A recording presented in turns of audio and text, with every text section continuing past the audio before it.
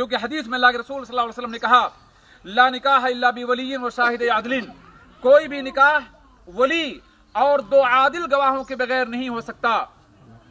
इससे पता चला कि निकाह में वली का होना, दो मुअतबर गवाहों का होना जरूरी है। निकाह में जो चीज दूल्हे की मर्दानगी और कुव्वत का इजहार करती है वो महर की बरवक्त अदायगी है। और महर के सिलसिले में आप ये बात सुन लीजिए कि अगर इंसान को अल्लाह रब्बुल आलमीन ताकत दे रखा है तो अपनी ताकत और बसात के मुताबिक जितना चाहे वो महर दे सकता है, क्योंकि कुरान में इस सिलसिले में जो लफ्ज इस्तेमाल किया गया, इदा आतीतुम इहदाहुन्ना किंतारा फला ताखुदू मिन्हु शैया, अगर तुम अपनी बीबी को एक किंतार महर दे दो, किंतार का मतलब है वो बहुत बड़ी मिकदार में आप महर दे दो।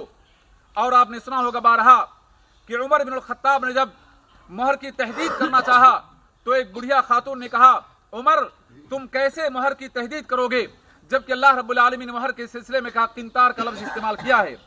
तो कितनी महर हो ये दूल्हे और घर वालों की ताकत के मुताबिक होना चाहिए। अगर ताकत नहीं है तो मामूली से मामूली महर भी आपके निकाह को जायज करार देगी। जैसा कि नबी सल्लल्लाहु अलैहि वसल्लम के जमाने में बाद शादियों में बहुत मामूली महर थी, यहाँ तक कि जब दूल्हे के पास कोई भी चीज अदा करने के लिए ना मिली तो अल्लाह के रसूल सल्लल्लाहु अलैहि वसल्लम ने कहा, जाओ तुम्हें कुरान की जो सूरतें याद हैं अपनी बीवी को उनकी तालीम दो, यही तुम्हारा महर है। मालूम हुआ कि महर शादी में बहुत जरूरी है। और मर्द की मर्दानगी का मतलब यह हुआ कि महर में जो मुअज्जल और गैर मुअज्जल हमारे यहाँ रजिस्टरों में बात लिखी जाती है, इसका हमारे यहाँ दस्तूर नहीं होना चाहिए। महर की अदायगी दूल्हे की मुलाकात के वक्त या उससे पहले हो जानी चाहिए। और महर के बारे में आपको बताऊं, मैं नबी के जमाने में जो शादियां होती थीं उन शादियों में दूल्हे को मुबारकबाद दी जाती थी। दूल्हे से सवाल यह होता था तुमने महर कितना दिया, लेकिन हमारे माशरे में सवाल इसका उल्टा हो गया। हम लोग जब किसी इंसान की शादी होती है तो सवाल करते हैं तुम्हें क्या मिला, तुम्हें हासिल क्या हुआ।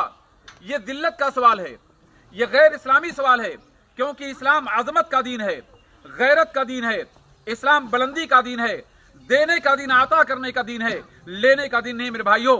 इसलिए अपनी जिंदगी में इस बात को जगह दो कि कहीं भी रहो आप, अता की सिफत आपके अंदर हो, देने की कैफियत के मालिक आप बनो, लेने का मिजाज हमारी जिंदगी में नहीं होना चाहिए। मैं आपसे बताना चाहता था कि दूल्हे सवाल हो आपने महर क्या दिया, मुबारकबादी के साथ साथ ये निकाह में बुनियादी चीजें हैं। ये निकाह एक मुकद्दस रिश्ता है जिस रिश्ते के जरिए दो खानदान जोड़े जाते हैं। इसका फायदा इस्लाम ने बयान किया। कुरान करीम के आयात के मुताबिक निकाह के दो बुनियादी मकासद हैं। एक मकसद जिसे तस्कीर नफ्स आप कहते हैं, इंसान का नफ्स सुकून हासिल करता है, बुराइयों से महफूज होता है, फहशकारी के रास्ते उसकी जिंदगी में मसदूद होकर उसकी निगाहें पस्त हो जाया करती हैं। और दूसरा मकसद निकाह का अल्लाह रब्बुल आलमीन के बयान के मुताबिक अफजाइश नस्ल, इंसानी आबादी बढ़ती है, खानदान बनता है, माशरा बनता है, समाज की तश्कील होती है। मेरे भाइयों, निकाह के दो बुनियादी मकसद है और इन मकासद को अगर नजर में आप रखिए तो पता ही चलेगा निकाह को आसान बनाना, वक्त पर शादियां कर देना, ये हमारी अपनी बुनियादी जिम्मेदारी है। दीनी भी, अखलाकी भी, माशरती भी, हर तरह की हमारी जिम्मेदारी ये बनती है। मेरे भाइयों, निकाह के बारे में मैं आपको बता दूं, आखिरी बात इंशाअल्लाह ये होगी आपके सामने।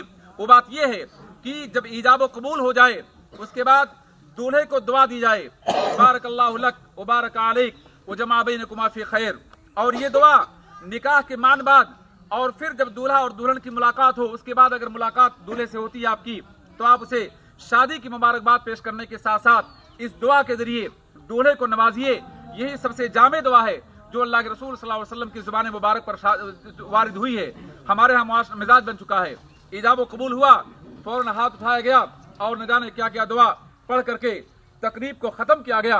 यहाँ पर मेरे भाइयों हाथ उठाकर दुआ करना और लंबी चौड़ी दुआओं का कोई सबूत नहीं है, बस काफी इतना है जितना अल्लाह के रसूल सल्लल्लाहु अलैहि वसल्लम से साबित हो, जिसको मैंने आपके सामने पेश किया। बारकल्लाहु लक व बारक अलैक व जमा बैनकुमा फी खैर। मुझे उम्मीद है कि इंशाअल्लाह आज के दूल्हे के लिए आप इसी दुआ के जरिए मुबारकबादी पेश करेंगे। अल्लाह से दुआ है कि अल्लाह रब्बुल आलमीन इस निकाह को निकाह सईद बनाए और इस्लाम में शादियों की जो बरकतें हैं अल्लाह रब्बुल आलमीन दूल्हे को और होने वाली दुल्हन को इससे माला माल करे। मुझे उम्मीद है कि मेरी बातें वादे होंगी।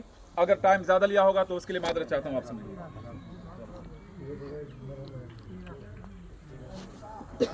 ईजाब व कबूल को हाज़रीन ज़रा सुनने की कोशिश करेंगे। महफूज अहमद साहब, आपकी ज़ौजियत में, आपके निकाह में मरियम बिनते हमीदुल्लाह मदनी को सोने का हार, झाला, अंगूठी, छल्ला जिसकी मौजूदा कीमत 2,40,400 होती है दिया जा रहा है। आपने कबूल किया। बारकल्लाहु लक व बारक अलैक व जमा बैनकुम फी खैर। दुआ पढ़े भाइयों। बारकल्लाहु लक व बारक अलैक व जमा बैनकुम फी खैर। बारकल्लाहु लक व बारक अलैक व जमा बैनकुम फी खैर।